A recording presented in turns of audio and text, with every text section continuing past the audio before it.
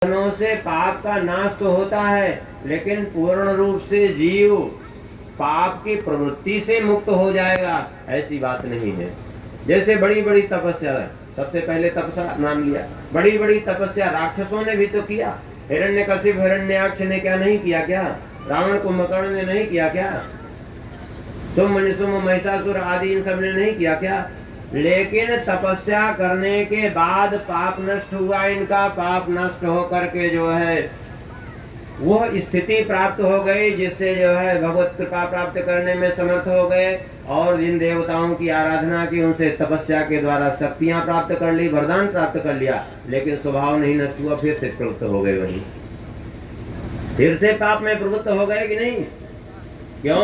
क्योंकि पाप की प्रवृत्ति उससे नष्ट नहीं होगी इन साधनों से। बोले पाप की प्रवृत्ति कैसे नष्ट होगी? बोले उसके लिए एक ही मात्र उपाय है, भगवान की भक्ति।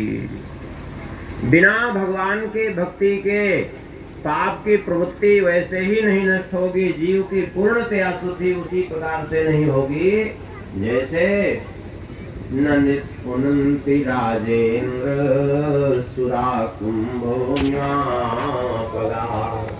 जैसे एक घड़े में मदिरा भर दीजिए और उस मदिरा से भरे हुए घड़े का मुख बंद करके आप ले जा करके उस घड़े को खूब मांझ करके गंगा जी के जल में धोइए, तो क्या हुआ? घड़ा पवित्र हो जाएगा? क्या नहीं, क्योंकि भीतर ही उसके मदिरा भरी हुई है, इसलिए वो घड़ा पवित्र नहीं होगा।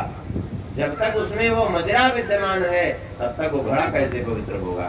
ऐसे ही बाहर की शुद्धि उसी प्रकार व्यर्थ हो जाती है जैसे घड़े को मान करके, मदिरा भरे हुए घड़े को मान करके भूलना। जब तक